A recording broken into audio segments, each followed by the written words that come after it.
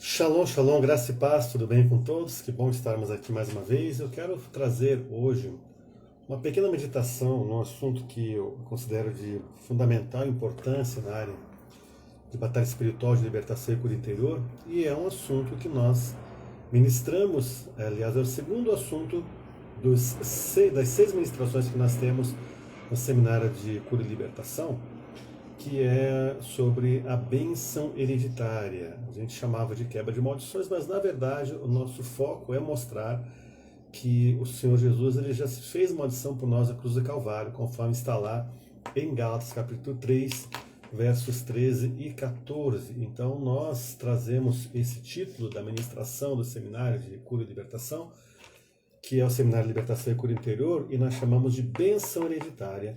E algumas pessoas têm dúvidas com relação a isso, algumas pessoas elas falam, mas será que é necessário realmente tratar dessa questão de quebra de maldições, sendo que Jesus já se fez maldição por nós? Claro, ele já se fez maldição, por isso que nós tratamos esse assunto. Agora, tudo em Deus é voluntário. A palavra de Deus ela sempre fala, se quiseres, se ouvires, se confessares os vossos pecados. Existe uma condição. Então, quando eu quero me apropriar de algo que é de Deus, eu preciso, então, entender aquilo e trazer como uma apropriação para a minha vida. E nessa questão, nesse assunto de quebra de maldições, não é diferente. Eu quero ler aqui um capítulo, acho que eu vou ler 2 capítulos do livro que eu escrevi, que é o livro A Quebra da Maldição Hereditária. E lá eu trato desse assunto e eu falo aqui, um dos capítulos eu tenho o título de Ezequiel 18. Eu quero ler este texto como está no livro, para que a gente possa estar então trazendo esse esclarecimento sobre essa questão.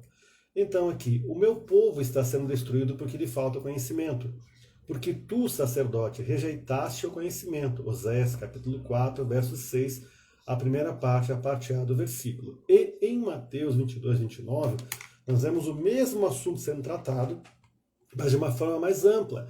Então, tudo que você lê, que você tiver conhecimento, você vai ler no Velho Testamento, vai haver uma concordância e normalmente é algo até ampliado no Novo Testamento sobre aquele assunto.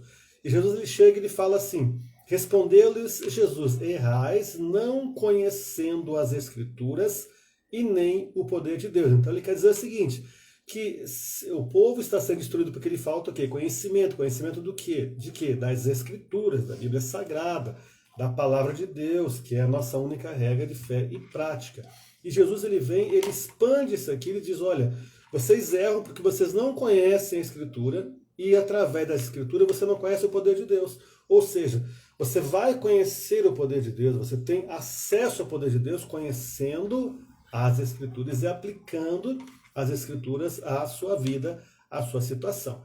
Então, lendo aqui esse capítulo do meu livro, A Quebra da Maldição Hereditária, que é o Ezequiel 18, prosseguindo aqui. A exegese é a interpretação profunda de um texto bíblico.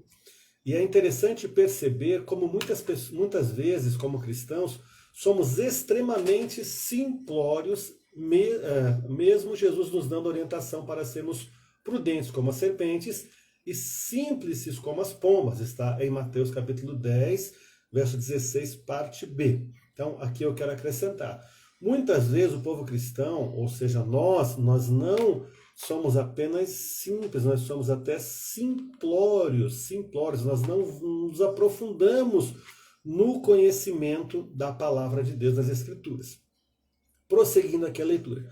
Com certa frequência podemos perceber em nosso meio muitos que, não fazendo uso do conselho de Jesus, tomam um versículo de um determinado texto, ignorando todo o contexto no qual está inserido e fazendo dele uma tese, passam a defender aquilo que interpretam, ou pior, aquilo que ouviram como interpretação de outros que se consideram os donos da verdade bíblica. De modo algum podemos ser intolerantes, precisamos analisar os textos em seu contexto e a mensagem deste texto realmente com seriedade, com luz do Espírito Santo, acrescento eu. Vejamos então o que se passa com o texto de Ezequiel 18. Quero ler aqui esse texto, Ezequiel 18, verso 20.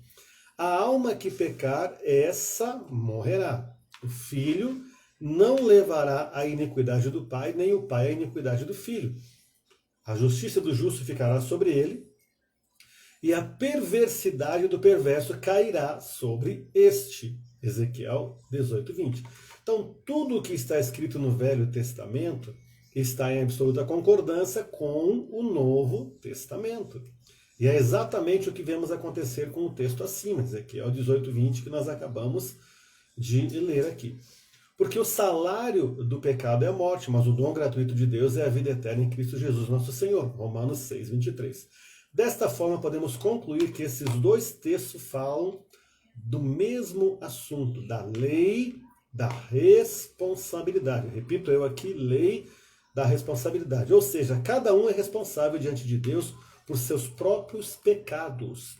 No contexto do povo de Israel, que foi enviado para o cativeiro por 70 anos, exatamente porque tinham abandonado ao Senhor, eles e seus antecedentes, as gerações anteriores e aquela geração atual teriam que passar por aquele período de cativeiro.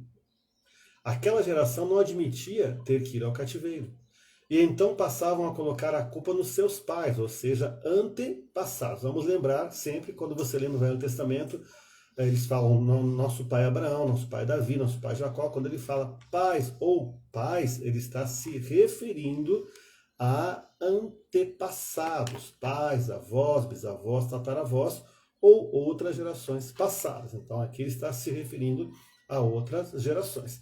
Deus os admoesta a entender que eles também tinham culpa, que a responsabilidade não era apenas dos pais deles ou dos seus antepassados, pois haviam alimentado as iniquidades dos seus antepassados e assim deveriam ir ao cativeiro.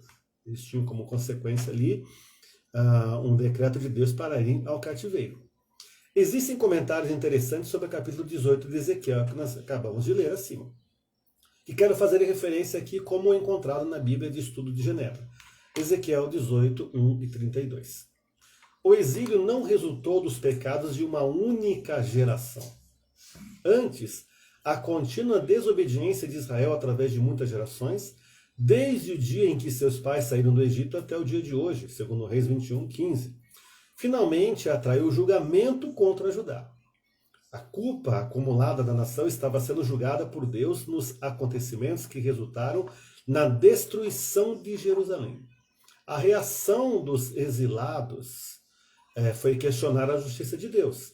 O provérbio popular, verso 2, conforme Jeremias 31, 29, de fato dizia: a culpa não é nossa, estamos sendo castigados pelo que não fizemos. Nossos pais pecaram, e nós é que estamos pagando o preço. Ezequiel replica, enfatizando que Deus responde de acordo com os atos de cada indivíduo e geração. Os exilados não podem escapar de sua culpa. Eles também estavam sofrendo por seus próprios pecados, pela consequência dos seus próprios pecados. Jeremias 31, 29. Os pais comeram uvas verdes e os dentes dos filhos é que embotaram. Esse provérbio foi usado pelos exilados para lançar a culpa nas gerações anteriores quanto ao desastre do exílio. Ezequiel 18, 2.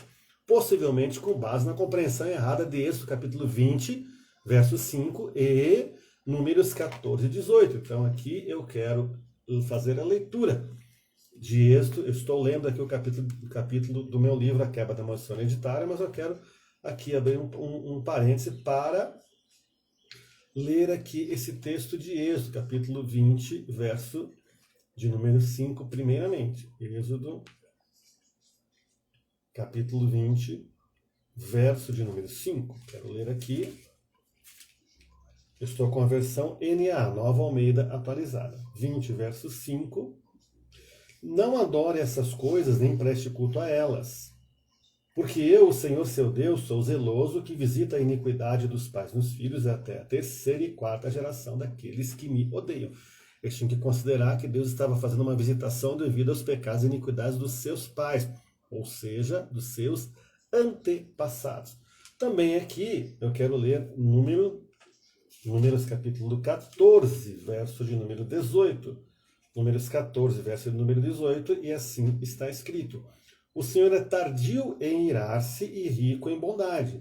Ele perdoa a iniquidade e a transgressão, mas não inocente o culpado, e visita a iniquidade dos pais nos filhos até a terceira e quarta geração. Então aqui eles não estavam levando em consideração esses escritos do Senhor. Jeremias 31:30. Cada um, porém, será morto pela sua iniquidade, pela sua maldade. Iniquidade é a maldade no ser humano, é o torcido do ser humano. Pecado, transgressão, quebra de lei, mandamentos e estatutos de Deus estão dentro da iniquidade. De todo homem que comer frutas verdes, os dentes se embotarão.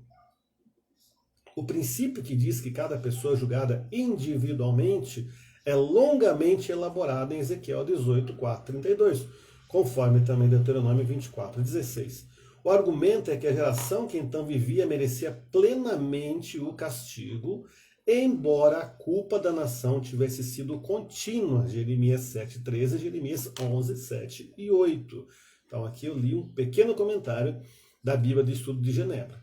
Continuando aqui, prosseguindo essa leitura desse capítulo Ezequiel 18, então podemos concluir claramente que o juízo de Deus vem como visitação pelos pecados e iniquidades praticados nas gerações anteriores, nossos pais, avós, bisavós, tataravós e demais gerações, porém alimentados por aquela geração. Então a iniquidade ela vem de dentro para fora e ela vem como um imã e atrai a pessoa para continuar praticando as mesmas coisas que os seus antepassados praticavam, as gerações passadas, porém alimentados por aquela geração, o que não é diferente em nossos dias. Perceba você se os seus atos aí, quando você analisa que são atos na sua linhagem familiar pecaminosos, não estão sendo um fator repetitivo daquilo que seus próprios pais e antepassados já praticavam.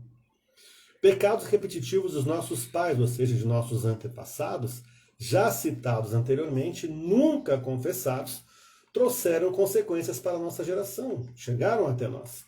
Nossos pais antepassados pecaram e já não existem mais, ou seja, alguns dos nossos antepassados já morreram, já não existem mais. Porém, nós levamos o castigo de suas iniquidades, levamos a consequência daquilo que eles fizeram, seus pecados nunca confessados. Aqui eu estou lendo o texto de Lamentações, capítulo 5, verso 7, e fiz aqui um comentário em cima desse texto. Então Deus é absolutamente justo, pecados praticados e nunca confessados não caducam. Pecado não tem prazo de validade, com uma dívida que alguém possa ter, vai para o registro de maus pagadores e fica lá durante 5 anos. Mas lá, no credor, ele fica registrado lá ainda. Então, da mesma forma, nós temos que entender que no reino espiritual não existe passado, presente ou futuro. Tudo é um eterno presente como para nós, mas tudo é um eterno presente. Aquilo que Jesus fez há mais de 2000 anos que ele consumou está disponível para aqueles que crerem e se apropriarem daquilo que ele fez. Começando pela salvação, que foi mais de 2000 anos atrás que Jesus morreu por toda a humanidade lá na cruz do Calvário.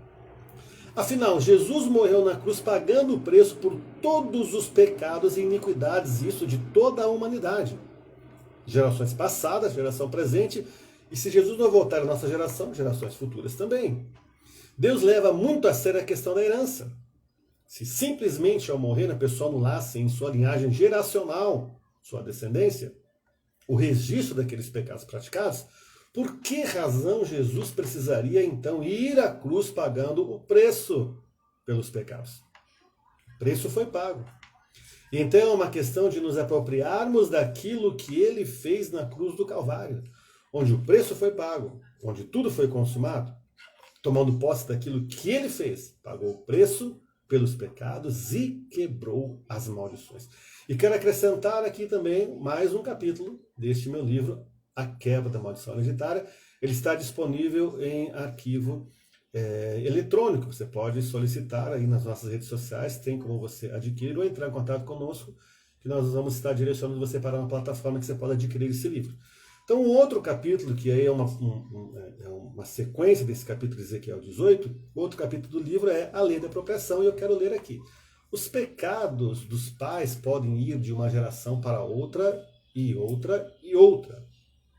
A sua história familiar é marcada por câncer, pobreza, alcoolismo, alergias, problemas cardíacos, violação, abuso infantil, obesidade, vícios, adultério, baixa autoimagem, entre outras questões. Essas características são, de fato, problemas geracionais de herança de maldição. Mas é possível quebrar estas maldições. A boa notícia é essa: Jesus se fez maldição por nós na cruz do Calvário. Você pode ter certeza que nem você, nem seus filhos, nem os filhos de seus filhos irão mais sofrer as consequências das maldições, quando você se apropria da quebra de maldição. Cada um de nós tem o livre-arbítrio para escolher o que deseja, se deseja ser abençoado, amaldiçoado ou abençoado. Porque Deus diz: te propus a vida e a morte, a bênção e a maldição. Escolhe, pois, a vida para que vivas tu e a tua descendência. Está lá em Deuteronômio 30, 19. Afinal, Deus nos deu o livre-arbítrio. Ele nos dá o poder da escolha. Em Cristo tudo foi consumado. Mas em tudo em Deus é voluntário. Eu tenho, se eu desejar, se eu quiser, se eu dispor usar meu livre-arbítrio para me apropriar daquilo que Ele já disponibilizou para mim. Tudo que Jesus conquistou na cruz é direito nosso, é nossa herança. Lá Ele consumou todas as coisas, está consumado, foi a frase que Jesus falou, e está registrado para nós nas Sagradas Escrituras, está lá em João capítulo 19, verso de número 30, João 19, verso de número 30, e eu vou ler aqui. Quando Jesus tomou o vinagre, disse: está consumado, e inclinando a cabeça, entregou o Espírito. Lá Ele consumou, ou seja, a provisão para todas as áreas da vida do ser humano, e também nessa questão das maldições. Porém, tudo tem que ser apropriado. Esta é a lei da apropriação, do tomar posse daquilo que é nosso direito e nossa herança. Eu entendo que Jesus morreu por toda a humanidade, salvou toda a humanidade, porém só estarão salvos aqueles que tomarem posse da salvação, através do arrependimento de seus pecados e da confissão de Jesus Cristo como Salvador e Senhor de suas vidas. Arrependei-vos e crede no Evangelho. Marcos 1,15. Para a nossa salvação ser efetivada, primeiro cremos, depois confessamos Jesus Cristo como nosso único e suficiente Salvador e Senhor. Romanos 9, capítulo 10, o melhor, versos 9 e 10. Ou seja, nos apropriamos da salvação já disponível para nós e assim nos tornamos filhos de Deus. João 1,12, a saber, Deus deu o poder de se tornar filho de Deus, a saber, a todos que confessaram o seu nome. Visto que antes disso éramos apenas criaturas de Deus. Salmo 24, 1, do Senhor são a terra, a sua plenitude, o mundo e todos aqueles que nele habitam. Quando então nos apropriamos do único caminho, Jesus Cristo, em nossa vida, João 14,6, Ele é o caminho, a verdade e a vida, ninguém vai ao Pai senão por Ele. Recebemos o direito de chamar Deus de Pai. Isto é muito natural para nós, cristãos evangélicos, já que não vemos dificuldade alguma em aceitar que é assim que devemos e precisamos fazer para sermos e termos o nosso nome inscrito no livro da vida. Se queremos ser curados fisicamente, sabemos que devemos orar tomando posse, nos apropriando da cura já conquistada por Jesus Cristo na cruz do Calvário e disponibilizada para nós. Aqui também não vemos qualquer dificuldade. Temos que orar, pois se não orarmos, nos apropriando, não a obteremos. Agora, por que será que há dificuldade para entendermos e fazermos aquilo que é necessário para sermos libertos e estarmos livres das maldições hereditárias, ou seja, das maldições herdadas que vieram como consequência das iniquidades de nossos pais, avós, bisavós, tataravós, ou seja, antepassados? Sim, porque Jesus já levou na cruz as maldições.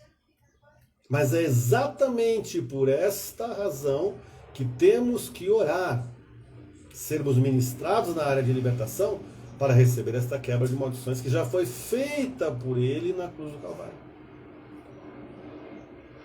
Não encontramos, digo eu aqui, estou lendo, não encontro em toda a Bíblia nenhum texto dizendo que não precisamos orar para nos apropriarmos daquilo que já é nosso direito e nossa herança como filhos de Deus. Pelo contrário, encontramos vários textos que nos ensinam que devemos buscar em oração a cura, a libertação e para outras áreas da nossa vida também. Vamos ver um pouco mais sobre isso. É exatamente porque eu creio, tenho fé em Deus, que eu me aproprio daquilo que Jesus Cristo já fez por mim na cruz do Calvário. Se alguém está doente, eu, imediatamente, por fé, oro e ministro a cura para aquela pessoa. Se alguém está vivendo debaixo de opressão, porque eu creio, uso da fé e ministro libertação para aquela pessoa. Jesus já fez. Mas é necessário tomarmos posse através da fé. Fé é confiança. E proclamarmos a cura, libertação, a quebra da maldição em nossas vidas e na vida das pessoas que estão em nosso redor. Se tiveres fé, discerdes, diz a palavra. Jesus, ao sair de Betânia junto com os discípulos, teve fome. Ao passar por uma figueira e vendo que essa não tinha frutos, teve uma reação. Então lhes disse Jesus, nunca mais coma alguém fruto de ti. E seus discípulos ouviram isto, Marcos 11:14. Após este episódio, seguiram para Jerusalém. Ao voltarem por aquele caminho, viram que algo tinha acontecido. Estou lendo aqui capítulo do meu livro A Quebra da Maldição Hereditária. Eu li Ezequiel 18, agora estou lendo a Lei da Apropriação. Passando eles pela manhã, viram que a figueira secara desde a raiz. Então Pedro, lembrando-se, falou, mestre, eis que a figueira que amaldiçoaste secou. Ao que Jesus lhe disse, tende fé em Deus, porque em verdade vos afirmo que se alguém disser a este monte, ergue-te e lança-te no mar, e não duvidar no seu coração, mas crer no que se fará o que diz, assim será com ele. Marcos 11, 20 e 23. Eu quero só abrir um parênteses aqui, um comentário. Eu vejo que esse texto ele não fala de fé simplesmente, ele fala de proclamação da palavra, porque ele diz, se tiveres fé, e disseres, porque se você só tiver fé e não ordenar que o monte se lance para o mar, ele não vai se lançar. Se você só tiver fé e não ordenar que a doença seque, que a maldição saia, isso não vai acontecer. Então você tem que ter fé e tem que verbalizar aquilo que você crê. E continuo, prossigo aqui. Ao perguntar a alguém do que se trata esse texto, podemos ouvir a resposta de que se trata de fé, certo? Na verdade, Jesus fala de fé. Tende fé em Deus. Mas em seguida ele diz, se alguém disser, veja, o que se destaca é o poder da determinação, da apropriação de ordenar, determinar. E é exatamente o que devemos fazer para ter em nossa vida aquilo que Jesus já conquistou para nós. Se só tivermos a fé e não expressarmos esta fé falando, orando, verbalizando sobre a nossa vida aquilo que é nosso direito e nossa herança, não teremos aquilo sobre a nossa vida. Se alguém ficar cheio de fé, que está salvo, e não expressar verbalmente seu arrependimento por seus pecados diante de Deus, e não confessar Jesus Cristo como seu Salvador e Senhor, pessoal, não terá de fato a salvação e o senhorio de Jesus Cristo sobre a sua vida. Lemos anteriormente, citamos o texto aqui, Romanos 10, 9 e 10. Se com o teu coração creres e com a tua boca confessar Jesus como Senhor, será salvo. Eu preciso crer e preciso verbalizar. Por quê? Porque o reino espiritual precisa, o reino invisível precisa ouvir o que eu falei. Que eu creio em Jesus e que eu confessei Ele como Salvador da minha vida. Igualmente, quando se trata de enfermidades, doenças, a palavra de Deus nos fala em Isaías 53, 4. Certamente Ele tomou sobre si as nossas enfermidades e as nossas dores levou sobre si. Alguém baseado nesse texto pode declarar, eu tenho fé que Jesus Cristo já me curou. Está certo, porque acredita naquilo que Jesus fez. Porém, se esta pessoa não orar apropriando-se desta cura, não terá manifestação da cura sobre a sua doença. Imagine alguém falar, olha, está escrito lá que Jesus levou as nossas doenças e enfermidades à cruz do Calvário, mas ele não declara para a vida dele, ele não terá aquela cura. Também aqui, Isaías 53, 5, mas ele foi transpassado pelas nossas transgressões e moído por nossas iniquidades. O castigo que nos traz paz estava sobre ele, e pelas suas pisaduras fomos sarados. Aqui vemos a descrição da quebra de maldições herdadas, bem como daquelas que são nossa responsabilidade, em decorrência dos pecados, e também a cura interior, cura da alma, cura do nosso homem interior, cura emocional, cura das emoções. Temos fé para receber tanto uma quanto a outra, porém, se não orarmos apropriando-nos desta conquista de Jesus Cristo para nós, a quebra das maldições e a cura interior, a cura da nossa alma não se manifestará em nós. O Senhor, em várias ocasiões, nos ensinou que a oração deve ser ministrada para recebermos cura, restauração. Exemplos: Mateus 8,17, Mateus 9,35, Marcos 16, 17, 18, Tiago 5, 14, 16.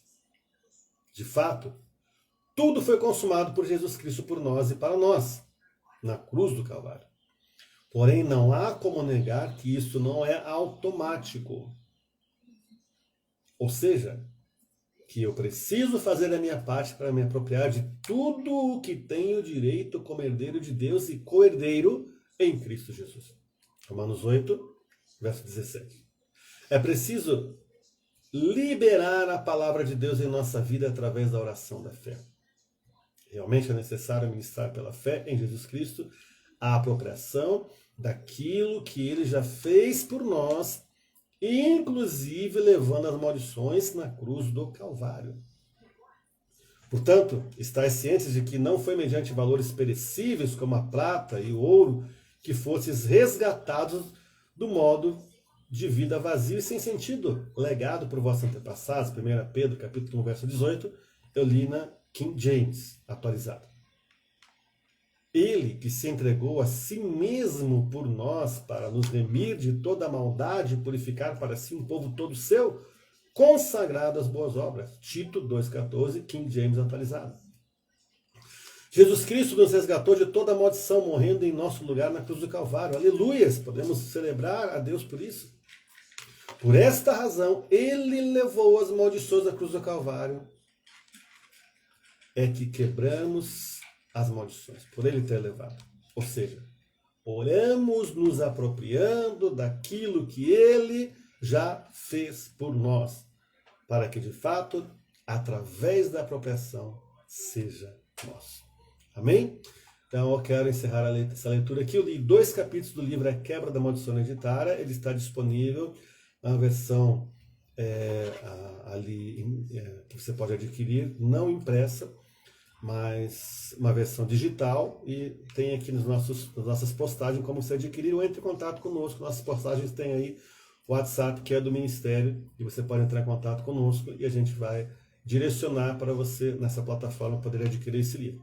Eu li aqui Ezequiel 18 e li um capítulo do livro que é Ezequiel 18 e o outro capítulo que é a Lei da Apropriação. E quero lembrar que nós falamos, este é um dos assuntos, este assunto da quebra da maldição, que nós chamamos de a bênção hereditária, é um dos assuntos do nosso seminário de cura e libertação, e ele vai ser online, o último seminário do ano. Ele vai ser em formato online, e estaremos ministrando dias 18, 19 e 20 de dezembro, daqui a 3 finais de semana à frente, sexta à noite, sábado à tarde, à noite, domingo pela manhã, através de uma plataforma eletrônica. Então, se precisa fazer a inscrição, também está aqui. Tem as postagens com o número do WhatsApp, onde você poderá fazer a sua inscrição. Você que já participou, pode recomendar, me ajude, por favor, a divulgar. Ou se você fez há muito tempo atrás, sempre tem um renovo ali nos seminários, você pode fazer novamente. Com esta vantagem, você não precisa se deslocar, viajar, pagar uma estadia no hotel, um local de hospedagem, alimentação fora. Aí na sua casa, acessando a sua plataforma, essa plataforma você poderá estar fazendo esse seminário então. Então você pode também abençoar alguém com esse seminário. Pense em alguém que você acha que seria muito interessante que essa pessoa pudesse ser ministrada com as ministrações desse seminário. Convide essa pessoa e, se possível for, se você também tiver essa disponibilidade, semeie na vida da pessoa, dando de presente a inscrição do seminário para essa pessoa, ok? Qualquer dúvida pode entrar em contato conosco. Lembrando então, o seminário de cura e libertação online será dias 18, 19 e 20 de dezembro, o último seminário deste ano, será então online. As inscrições estão abertas, as ministrações serão libertação pessoal, que trata dos nossos pecados e iniquidades, heranças, que é a bênção hereditária, trata aquilo que nós herdamos, cura emocional, que é a cura interior, cura e libertação da família e vida no Espírito. Sexta à noite, sábado à tarde à noite, domingo de manhã, 18, 19 e 20 deste mês de dezembro. Então, quero encerrar aqui. Que Deus te abençoe grandemente e poderosamente. Em nome de Jesus, um grande abraço e até breve.